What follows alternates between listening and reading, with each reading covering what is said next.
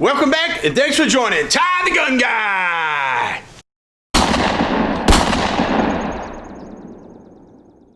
I've already done a comparison between the P365 and the P365 XL.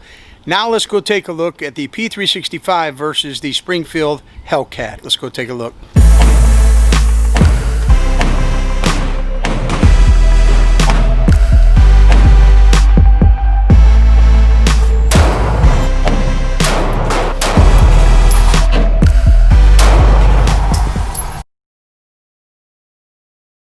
For video purposes, we are clear. The gun is empty.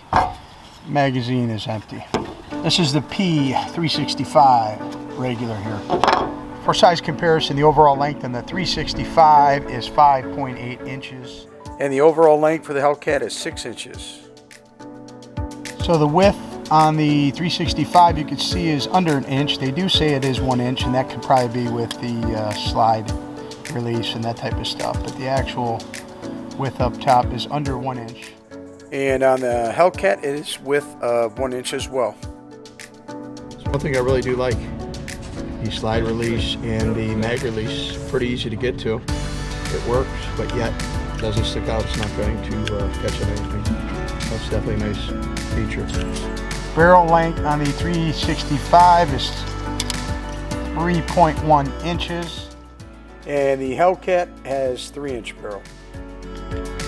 With the flush magazine, the standard 365 is going to be 4.3 inches, and I believe that's going to be right to the far point. And the Hellcat with the 11+1 flush magazine is 4 inches. Let's talk about the weight on these things. With empty magazines, the 10-round flush magazine, the P365 standard is 17.8 ounces. And the Hellcat is very similar, 11+1 mag, coming in at 17.9 ounces. The 365 does not come optics ready. There is a company online, there might be a couple of them that actually do some milling work, and they will do a cutout for optic ready for the 365. The Hellcat comes standard with iron sights or as an optic ready option.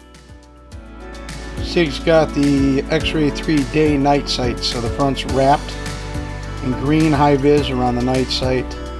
Rear sights are not high vis, but they are the night sights. Got a little different of a sight picture here. If you can see that, hard to see it, but it's got like a U-shaped rear sight and night sight, front sight. So it takes a little bit to get used to there. Let's talk triggers. On the 365 standard, it is a round standard trigger. If you go online, there is a flat trigger kit available. The Hellcat has a 5.5, 6 pound trigger, but I'm not a big fan of the trigger safety that it has. So let's talk about the grip a little bit. The 365 comes with your flush 10-round mag. This also comes with the 10-round extension for the pinky. The Hellcat shown here has the flush 11+1. Alright, with the 13+1 magazine, it's got a little bit of grip on it, so it does feel pretty good in the hand. It does give me room for my pinky. I got decent sized hands, and that's sort of nice. It does fit nice and tight underneath here, so it does have a nice feel in the hand as far as ergonomics is concerned.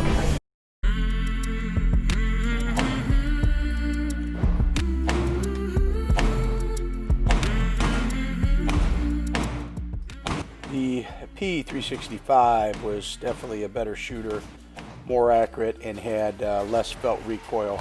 And you'll see here on the target that it had some tighter groups to show.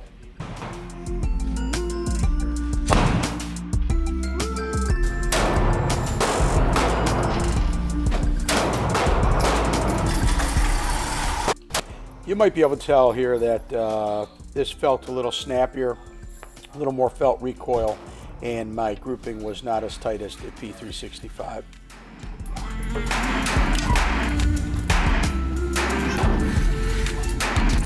Somebody had made a comment in the last video that at the end of this thing you never really told me which one was better or what's your opinion between either the XL or the 365, and in this video it's the difference between the 365 and the Hellcat. Even though the Springfield Hellcat is a really good firearm, I decided to choose the P365 to be my go-to for concealment.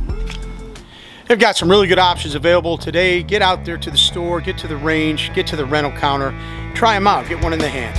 And until next time, tie the gun guy!